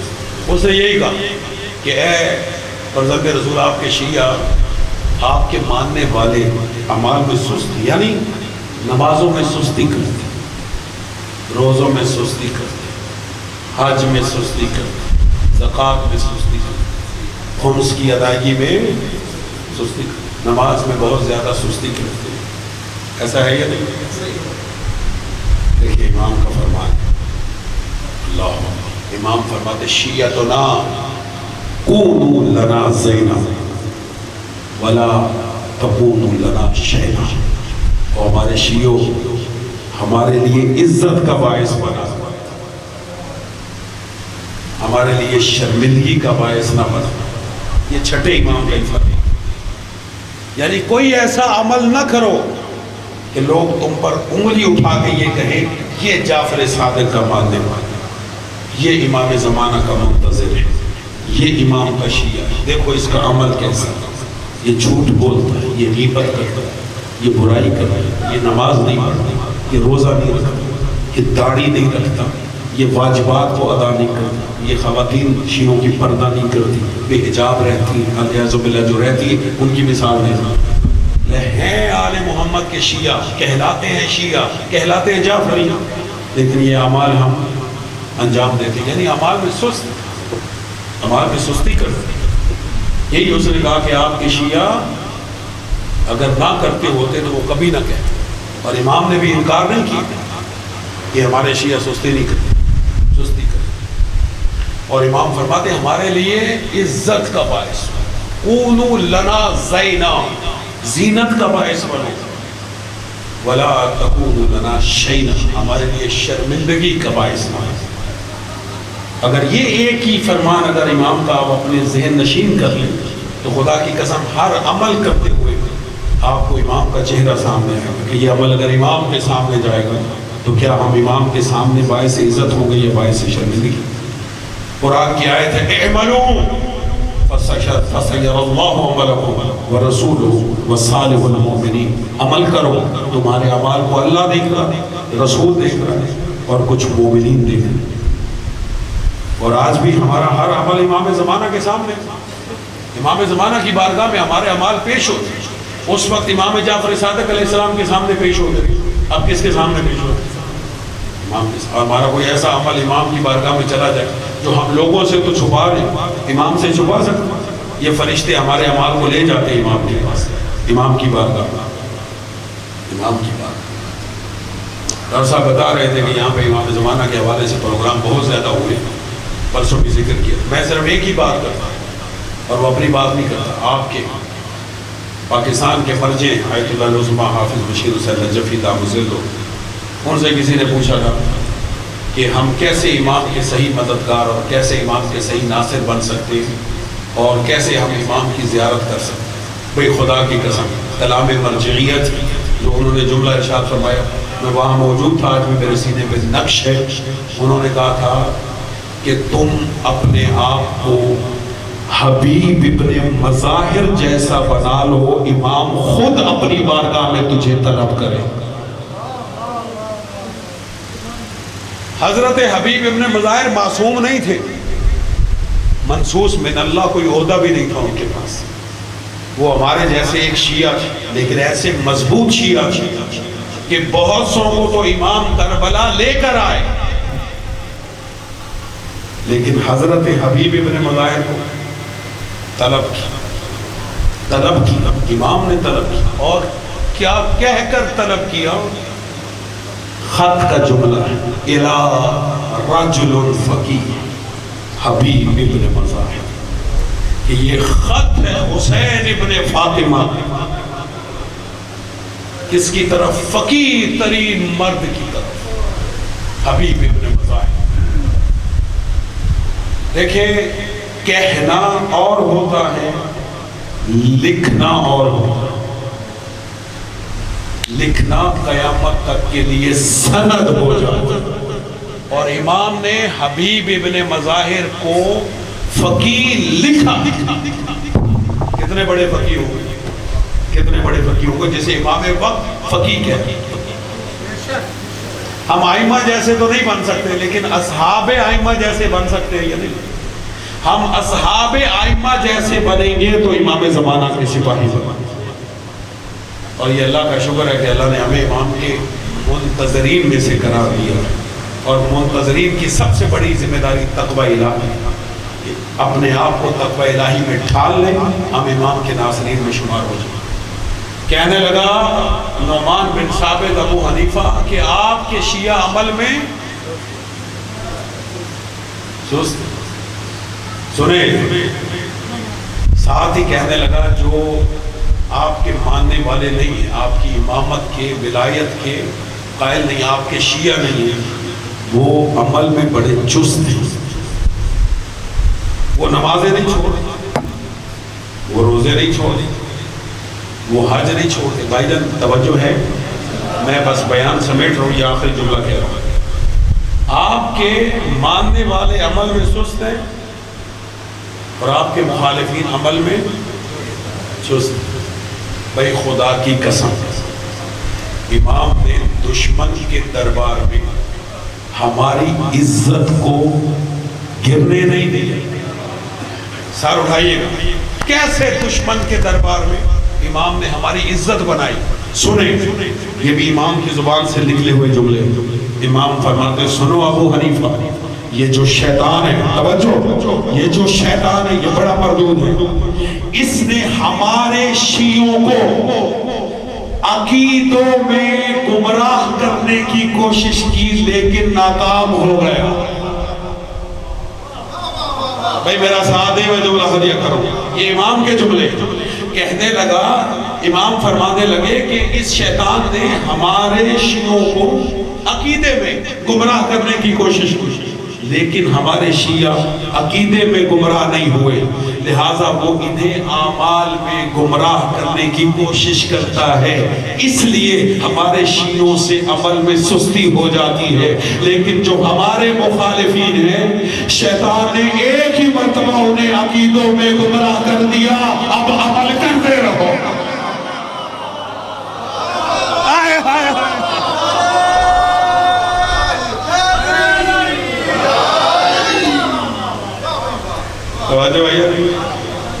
یعنی الحمدللہ ہم عقیدے میں پختہ ہیں، اگرچہ پاکستان کے حالات اس جملے کے بھی درست اجازت مجھے نہیں دیتے کہ میں پاکستان میں یہ جملہ کہہ دوں، یہاں پہ بھی عقائد کی یلغار ہے تشیع کے اندر بھی، لیکن بہرحال امام نے اتنی ڈھارس اور عزت بنائی ہماری کہ ہمارے شیعوں کو اس نے عقیدے میں، بھائی جو شیعہ ہے وہ شیعہ ہی ہے، وہ تو کسی اور طرف جا نہیں سکتا، جو شیعت سے نکل گیا وہ پھر جہاں مرضی جائے۔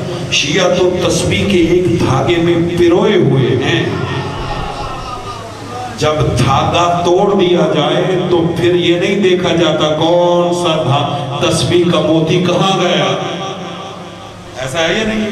پھر گمراہی ہی گمراہی۔ جو شیعہ ہے وہ عقیدے میں گمراہ نہیں، عمل میں شیطان گمراہ کرتا ہے۔ لیکن جو مولا فرماتے ہیں ہمارے مخالفین ہیں، جو ہماری ولایت و امامت کے قائل نہیں ہیں، انہیں شیطان نے ایک ہی مرتبہ عقیدے میں گمراہ کر دیا۔ اب جتنا بھی عمل کرو، اس کو میں اپنے لفظوں میں کہوں، جو عقیدوں میں گمراہ ہیں وہ جتنے بھی نیک عمل کریں اتنے ہی جنت سے دور جاتے ہیں۔ کیوں؟ اس لیے کہ یہ اس گاڑی کے مسافر ہی نہیں ہے جو جنت جاتی ہے۔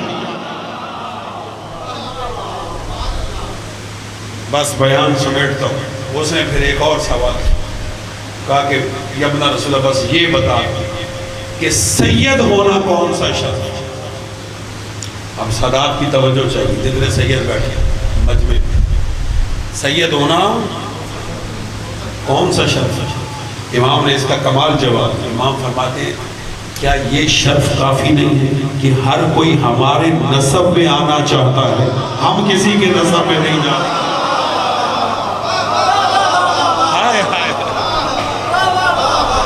بھائی سلوات پڑھے امام کی بارگاہ میں بلند ترین۔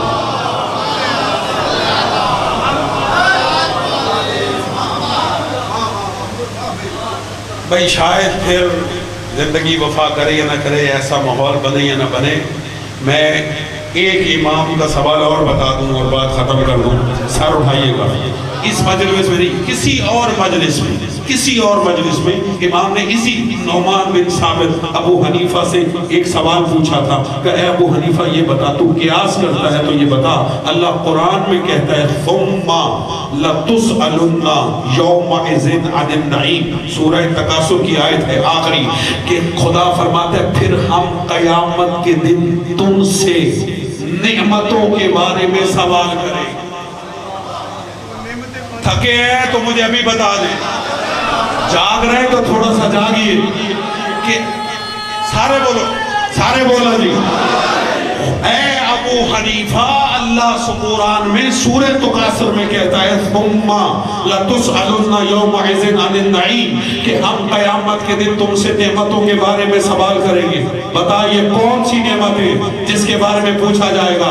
ابو حنیفہ کہتا ہے مولا یہ یہی ہے، کھا لیا پی لیا پہن لیا، انہی کے بارے میں سوال کرے گا۔ اس کا یہ کہنا تھا، امام نے فرمایا اگر تو کسی کے ہاں مہمان ٹھہرے، کوئی میزبان تجھے کھانا کھلائے، تجھے کپڑے دے، تحائف دے، تجھے اچھے مشروب پلائے، اور پھر تیرا شکریہ ادا کرے، اور پھر کسی ایک مجلس میں تو اور وہ اکٹھا ہو جائے، اور وہ مجلس میں کہے کہ ابو حنیفہ میرے گھر آیا تھا، میں نے اسے یہ کھانا کھلایا، میں نے اسے یہ کپڑے دیے، میں نے اسے یہ تحفہ دیا، تیرا اس کے بارے میں کیا خیال ہوگا؟ کہا مولا میں اسے کہوں گا یہ بڑا کمینہ ہے، یہ بڑا خبیث ہے، پہلے کھلاتا ہے پھر پوچھتا ہے، پہلے کھلاتا ہے پھر بتاتا ہے۔ کہا کیا تو نے اللہ کو اپنے سے بھی زیادہ کم عقل سمجھ لیا، جو پہلے کھلائے اور پھر پوچھے بتاؤ کیا کھایا کیا پیا؟ اللہ کھانے پینے کے بارے میں نہیں پوچھے گا جتنا کھاؤ جتنا پیو، یہ نہیں پوچھے گا، ہاں یہ پوچھے گا کہ حلال کھایا یا حرام کھایا، یہ نہیں پوچھے گا کتنا کھایا۔ جب اللہ کھلا کے نہیں پوچھتا، عام بندہ کھلا کے نہیں پوچھتا تو اللہ کیسے پوچھے گا؟ قدموں پہ ہاتھ رکھ کے کہتا ہے پھر اللہ کس نعمت کے بارے میں پوچھے گا؟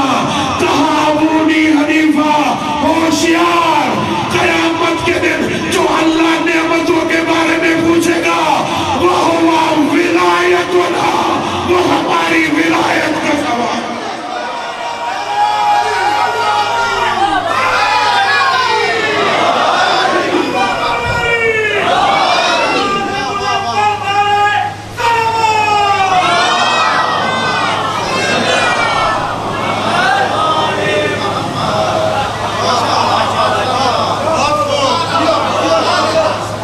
توجہ آئی نہیں؟ ثم لتسألن یومئذ عن النعیم، ہم قیامت کے دن نعمتوں کے بارے میں پوچھیں گے۔ یہ کھانے پینے کی نعمتیں نہیں ہیں۔ وما من دابۃ فی الارض الا علی اللہ رزقها، یہ زمین پر جتنے بھی چلنے والی مخلوق ہیں اس کے رزق کی ذمہ داری اللہ پر۔ اللہ رازق مطلق ہے، وہ کھلاتا ہے، کھلا کے پوچھتا نہیں ہے، نہ وہ پوچھے گا کتنا کھایا۔ آپ نے لطف نہیں لیا، یہ مولوی بڑا سیانہ ہے، اسے پتا ہے جتنا مرضی کھا لو وہ سوال کوئی نہیں ہوگا۔ توجہ ہے، جتنا کھائیں بھائی، جتنی ڈاکٹر اجازت دے کھائیں، جیسی اجازت دے کھائیں۔ اللہ یہ نہیں پوچھے گا کتنا کھایا، اللہ یہ پوچھے گا کیسا کھایا۔ حلال کھایا، یہ پوچھے حلال و حرام کا حساب ہوگا، کتنی مقدار میں کھایا یہ کوئی حساب نہیں۔ ایسا ہے ماشاءاللہ مولا کی نیاز ہوتی ہے، جہاں مجلس میں بھی کھاتے ہیں 2 گھنٹے بعد پھر کھاتے ہیں، تو اللہ پوچھے گا بھی اس نیاز میں کیوں کھایا تو یہاں کیوں کھایا؟ عام میزبان کو میں ڈاکٹر صاحب کے یہاں مہمان ہوں، یہ کھانا کھلائے تو یہ تہذیب کے خلاف ہے کہ کھلا کے بعد میں کھڑے ہو جائے گیٹ پہ مہمانوں سے پوچھے ہاں بھائی تم نے کتنا کھایا، تم نے کتنا کھایا، تم نے کتنا کھایا؟ نا، یہ تہذیب کے خلاف۔ ایسا ہے یہ میزبانی کے شرف کے خلاف۔ جب عام میزبان کھلا کے نہیں پوچھتا تو وہ جو رازق حقیقی ہے وہ کھلا کے پھر پوچھے گا بھی ہاں کتنا کھائے نا۔ یہ جن نعمتوں کا سوال ہوگا وہ نعمت ولایت ہے۔ بھئی یاد رکھیں خدا کی قسم قیامت کے دن آخری فرشتوں کے ناکے پر جو آخری سوال ہوگا وَقِفُوهُمْ إِنَّهُمْ مَسْئُولُونَ، انہیں روکو ابھی ان سے پوچھا جائے گا۔ اور وہ کیا پوچھا جائے گا؟ یہی ثُمَّ لَتُسْأَلُنَّ يَوْمَئِذٍ عَنِ النَّعِيمِ، پھر نعمت کے بارے میں پوچھا جائے گا، نعمتوں کے بارے میں، یعنی کیا مطلب نعمتوں کے بارے میں؟ علی جیسی نعمت کے بارے میں، زہرا جیسی نعمت کے بارے میں، حسن و حسین جیسی نعمت کے بارے میں، سید سجاد و باقر جیسی نعمت، جعفر صادق جیسی نعمت، باقی آئمہ اور امام زمانہ کی نعمت کے بارے میں پوچھا جائے گا۔ آیا ان نعمتوں کی قدر کی تھی یا نہیں کی تھی؟ ان کی ولایت کا اقرار کیا تھا یا نہیں کیا؟ منصور دان کی حسد کا شکار ہوا، بھری محفل میں رسوا ہوا، اس نے پھر تہیہ کیا کہ امام کو اب ختم کر دیا جائے، امام کو رستے سے ہٹا دیا جائے۔ اس نے، یہ تو بہرحال روایت ہے کہ امام کو زندگی میں 7 مرتبہ زہر دیا گیا، اور آخری مرتبہ کا زہر اس قدر شدید تھا کہ 3 دن امام تڑپتے رہے۔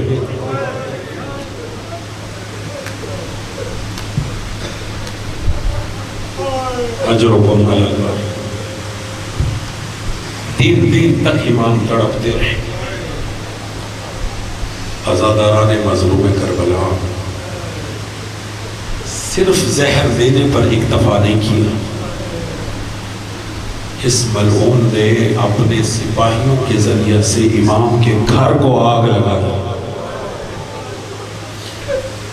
میں نے پرسوں یہ جملہ کہا تھا، اپنی اسی تقریر سے جملہ استعار لے کے ہدیہ کرتا ہوں، اتنی عادت ہوئی امت کو اہل بیت کے گھر جلانے کی، کبھی فاطمہ زہرا کا گھر جلایا، کبھی کربلا میں حسین کے خیموں کو جلایا، اور کبھی جعفر صادق کے گھر کو جلایا۔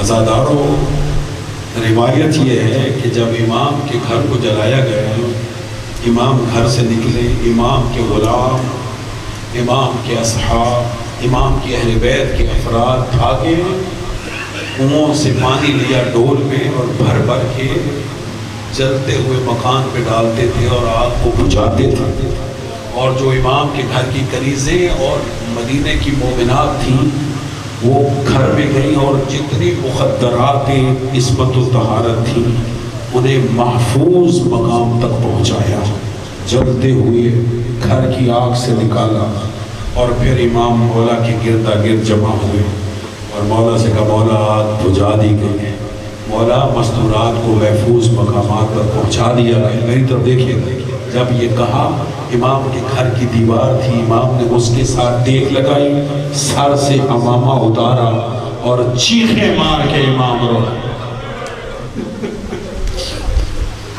اجرکم علی اللہ، آج ماتم کا دن ہے، آج رونے کا دن ہے، آج امام کا دنیا سے جنازہ اٹھ رہا ہے۔ عزاداروں، میں نے روایت پڑھی ہے کہ امام چیخیں مار کے جب روئے تو امام کے غلام، امام کے اصحاب کہتے مولا مذاہب کی کوئی بات نہیں ہے، آگ بجھ گئی، مخدرات محفوظ مقامات پر چلی گئی۔ کہا کہ میں اس مکان کو دیکھ کے نہیں رو رہا، میں کربلا کے خیام کو دیکھ کے رو رہا۔ اجرکم علی اللہ، مجھے کربلا میں جلتے ہوئے خیمے یاد آ رہے ہیں۔ کہا مولا اس کے لیے اتنا کیوں رو رہے؟ کہا تم نہیں دیکھتے ابھی میرے گھر کی آگ کو بجھا دیا گیا، لیکن کربلا میں اہل بیت کا کوئی مرد ایسا نہیں بچا تھا جو آگ کو بجھاتا۔ اور پھر سنیں گے امام نے کیا، امام کہتے میں وہ وقت نہیں بھولتا کہ جب میری جدہ زینب کبریٰ شام غریباں بار بار خیمے کے قریب جاتی تھی، لیکن آگ خیمے کے اندر نہیں جانے دیتی تھی۔ ایک مرتبہ میری جدہ نے اللہ اکبر کہا اور چلتے ہوئے خیمے میں داخل ہوئی۔ ہوئی اور پھر رو کے کہتے جب باہر نکلی اکیلی نہیں تھی، پشت پہ ایک جوان تھا، اس جوان کو شانوں پہ اٹھایا اور مقتل کا رخ کر کے میری پھوپھی زینب نے کہا تھا بھیا حسین مرد ہو کر اکبر اٹھانا آسان ہے۔ اجرکم علی اللہ، اجرکم علی اللہ، اجرکم علی اللہ۔ اور عورت ہو کر ایک بیمار کا اٹھانا مشکل ہے، اور پھر امام اسی مقام پر رو کے کہتے میں وہ وقت نہیں بھولتا، میری بچیوں کو، میرے گھر کی عورتوں کو بڑے آرام سے جلتے ہوئے گھر سے نکال لیا گیا، لیکن ہائے میری دادی سکینہ جس کے دامن کو آگ لگی ہوئی تھی، ساری بیویاں نکلی لیکن میری سکینہ نہ نکلی۔ تو سید سجاد نے کہا تھا میرے دادا نے کہ بہن سب نکل گئے، تو کیوں نہیں نکلتی؟ کہا بھیا سجاد پھوپھیوں کے بال لمبے تھے، انہوں نے چہروں کا بالوں سے پردہ بنا لیا، میں فاطمہ کی پوتی، میں حسین کی بیٹی۔ اجرکم علی اللہ۔ بہت روئے امام ازہر۔ اس کے بعد روایت یہ ہے، مجھے معاف کیجئے گا سید بیٹھو، روایت بڑی سخت ہے تم برداشت نہیں کر سکو گے۔ اس کے بعد روایت یہ ہے کہ یہ ملعون سپاہیوں نے امام کے گھر کو آگ لگانے کے بعد امام کے ہاتھوں میں رسیاں ڈالی، اور پھر رسیاں ڈالنے کے بعد خود گھوڑے پر بیٹھے اور امام کو گھوڑے کے ساتھ چلانا شروع کیا۔ اس وقت امام نے آسمان کا رخ کیا، کہا پروردگار کیا ہمارا مقام ناقہ سالے سے بھی زیادہ کم ہے؟ عزادارو امام کی اس حالت کو دیکھ کر ایک سپاہی کو رحم آ گیا اور اس نے امام کے ہاتھوں کی رسیوں کو کھول دیا، اور پھر امام آہستہ آہستہ چلنے لگے۔ اب ماتم کر کے جملہ سننا، کہیے مولا اے امام صادق آپ کے ہاتھوں میں رسیاں ڈلی لیکن کسی کو تو رحم آ گیا، لیکن ہائے سید سجاد جسے گھوڑوں کے ساتھ اڑایا جاتا تھا، ہاتھ میں تعزیانے ہوتے تھے۔ اجرکم علی اللہ، اجرکم علی اللہ۔ بس آخری چند جملے عزاداروں۔ 15 شوال المکرم امام کی شہادت کا وقت آیا، میری طرف دیکھے گا آخری جملے۔ تمام اصحاب کو امام نے وصیتیں کر کے رخصت کیا، پھر گھر کے اہل خانہ کو بلایا، سب کو رخصت کیا، وصیتیں کی، اور ان وصیتوں میں ایک وصیت یہ ہے، اس کو ضرور ذہنوں میں محفوظ رکھے گا۔ امام نے آخری وصیت یوں کی، کہا کہ میرے شیعوں کو میرا پیغام پہنچانا، اور میرے شیعوں کو کہنا کہ ہماری شفاعت انہیں نہیں ملے گی جو نماز کو ہلکا سمجھیں گے، جو نماز کو ہلکا سمجھیں گے، نماز کی ادائیگی میں سستی کریں گے۔ لا تنالو شفاعتنا مستخفا بالصلاۃ، کہ ہماری شفاعت انہیں نہیں ملے گی کہ جو نماز کو ہلکا سمجھیں گے۔ میری طرف دیکھے گا اور پھر ماتم کیجئے گا، اور تابوت برآمد ہوگا، تابوت کو کندھا دیجئے گا۔ میں آخری جملے کہہ رہا ہوں، یہ کہہ کر اپنے بیٹے امام موسیٰ کاظم کو قریب بلایا، 20 سال کی عمر ہے، امام موسیٰ کاظم علیہ السلام کی قریب بلایا، کہا بیٹا میری شہادت ہو جائے گی، جب میری شہادت ہو جائے تو میرے ساتھ میرے دادا سجاد کے امامے کا ایک ٹکڑا دفن کرنا، اور بیٹا اپنے ہاتھوں سے غسل دینا، اپنے ہاتھوں سے کفن پہنانا، خود جنازہ پڑھنا، اور خود مجھے جنت البقیع میں میرے بابا محمد باقر کے پہلو میں دفن کرنا۔ آپ نے وصیتیں سنی عزاداروں، ہر کوئی یہی وصیتیں کرتا ہے اولاد کو۔ عزاداروں سنو گے کربلا کے میدان میں حسین نے اپنے سید سجاد بیٹے کو کیا وصیتیں کی؟ نہ غسل کی وصیت کی، نہ کفن کی وصیتیں کی۔ حسین جانتے ہیں میری لاش میں گھوڑے دوڑائے جائے، ماتم کرو، حسین جانتے ہیں مجھے غسل نہیں ملے گا، مجھے دفن نہیں کیا جائے گا۔ آخری وصیت کی، سجاد جب قید نبھا کر مدینے جانا تو میرے شیعوں کو میرا سلام دینا، اور کہنا شیعوں جب بھی ٹھنڈا پانی پینا مجھ غریب کی پیاس کو یاد کرنا۔